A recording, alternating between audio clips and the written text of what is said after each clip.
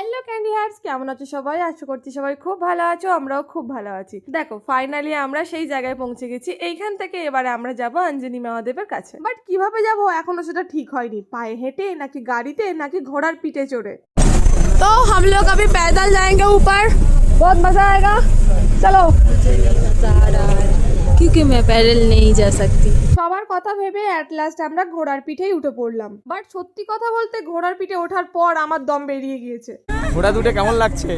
ভয় লাগছে।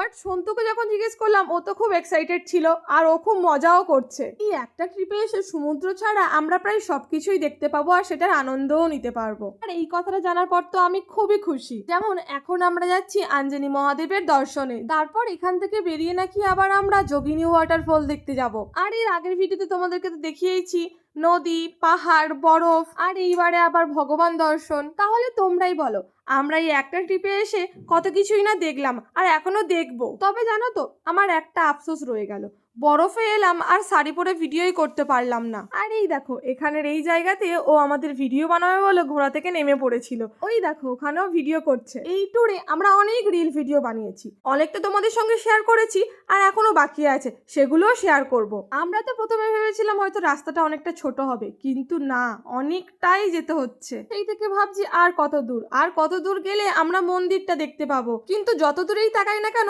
দূর দূর পর্যন্ত মন্দিরের কোনো ঠিক ঠিকানা নেই। আমরা এখানে আসার আগে ইন্টারনেটে সার্চ করে দেখেছিলাম আর মন্দিরটা ছিল পাহাড়ের ওপরে, তাই ভেবেছিলাম হয়তো দূর থেকেই মন্দিরের দর্শন করতে পারবো, কিন্তু না, ওখানে পৌঁছে আমরা অন্য আর এক দৃশ্যের সম্মুখীন হলাম। সেই জিনিসটা কি জানতে হলে অবশ্যই দেখতে হবে এর পরের ভিডিও। এখানে পৌঁছে গেছি, এবার আমরা মেন মন্দিরে যাব। চলো তোমাদেরকে মেন মন্দিরে গিয়ে দেখাই।